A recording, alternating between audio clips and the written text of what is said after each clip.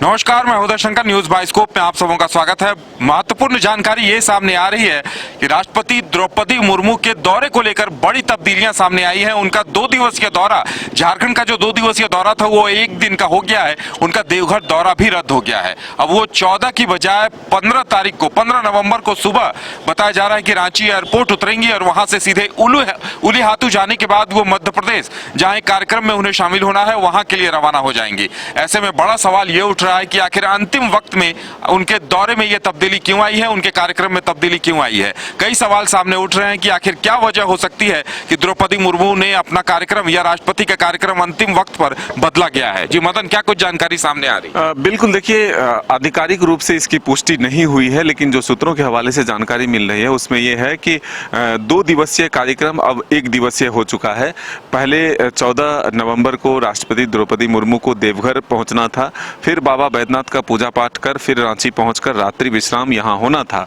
लेकिन अगले दिन सुबह उलीहातू, जो भगवान बिरसा के जन्मस्थली है, वहां जाकर श्रद्धासुमन अर्पित कर फिर वहां से रांची आना और फिर रांची में जो सरकार के द्वारा स्थापना दिवस को लेकर के कार्यक्रम आयोजित किए गए हैं उसमें सम्मिलित होने को लेकर के पूरी तैयारियां कर ली गई थी।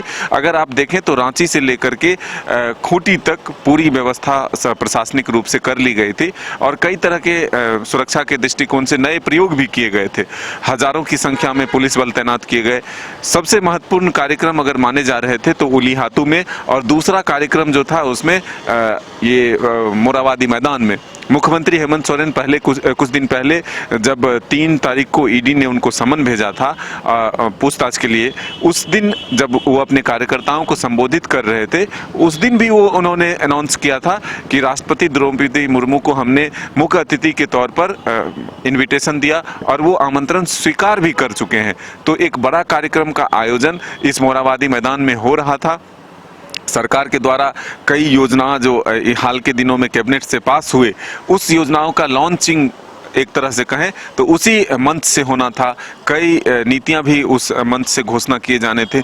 तो ऐसे में अब जाकर के जो ये चेंजिंग हुआ है, इसके सियासी मायने क्या है? क्या कोई वजह थी जिस वजह से ये लगा कि राष्ट्रपति का मंच जो है वो एक साथ साझा ना हो? जिस तरह से ईडी के दबिश मुख्यमंत्री हेमंत सोरेन तक पहुंच रही है, दूसरा समन का जो समन भेजा गया है 17 को जो पूछताछ के लिए बुलाई गई है, क्या इस वजह से भी तो नहीं हुए? कई सवाल जरूर खड़े हुए हैं, लेकिन सही वजह क्या है इस पर हम जरूर जानने। मदन, अभी तक कि ये स्पष्ट नहीं हो पाया है कि वजह क्या रही है, लेकिन जिस तरह से झारखंड सरकार की तरफ से ये कहा जा रहा था कि 15 नवंबर को स्थापना दिवस कार्यक्रम में मुख्य अतिथि के तौर पर राष्ट्रपति शामिल होंगी, कई योजनाओं का शिलान्यास किया जाना था। लेकिन सवाल ये खड़े हो रहे हैं कि वहीं 15 के बाद सिर्फ 2 दिन बाद 17 नवंबर को ईडी सीएम हेमंत सोरेन से पूछताछ करने वाली है। उन्हें सम्मन जारी किया जा चुका है और इस बार ईडी ने कड़ा रुख अख्तियार किया है और ये भी कहा है कि अगर पूछताछ में नहीं पहुंचते हैं तो ईडी को फिर सख्त रास्ते भी अपनाने पड़ेंगे। ऐसे में सवाल ये उठ रहा है कि क्या सिर्फ 2 दिन पहले राष्ट्रपति मंच साझा करना उचित नहीं समझ रही थी, इस वजह से किया गया है? मदन, सीधे सीधे कहीं न कहीं तो ये भी मैसेज मिल रहा है। देखिए, ये भी जानकारी मिल रही है और ऐसा हो सकता है, लेकिन सही क्या है इसकी जब तक कोई आधिकारिक जानकारी नहीं मिल जाती तब तक इस पर हम ये दावा नहीं कर सकते कि सही वजह यही है। लेकिन कयास लगाए जा रहे हैं कि राष्ट्रपति देश के सर्वोच्च पद पर आसीन है और ऐसे में जब कोई आरोप लगा है मुख्यमंत्री पर और उसके पूछताछ के लिए ईडी ने समन भेजा है, ईडी भी एक केंद्रीय संस्था है, तो ऐसे में हो सकता है कि ईडी की तरफ से भी यह जानकारी दी गई होगी, जो कि ऐसे में अभी मंच साझा करना सही नहीं है क्योंकि 2 दिन बाद ही पूछताछ के लिए बुलाया जाना है, क्योंकि एक समन का डेट जो है वो बीत चुका है। दूसरा समन फिर से भेजा जाना और 15 तारीख तक ही मुख्यमंत्री हेमंत सोरेन के कार्यालय के द्वारा शेड्यूल जारी किया गया था कि मुख्यमंत्री 15 दिनों तक जो है आगे व्यस्त हैं। वो निम्न कार्यक्रम है जिसमें कि स्थापना दिवस का भी कार्यक्रम तय था। तो अब इस कार्यक्रम में राष्ट्रपति को आमंत्रित करना राष्ट्रपति के कार्यालय के द्वारा ये स्वीकार भी कर लेना कि हाँ, राष्ट्रपति जी उस कार्यक्रम में सम्मिलित हो रही है।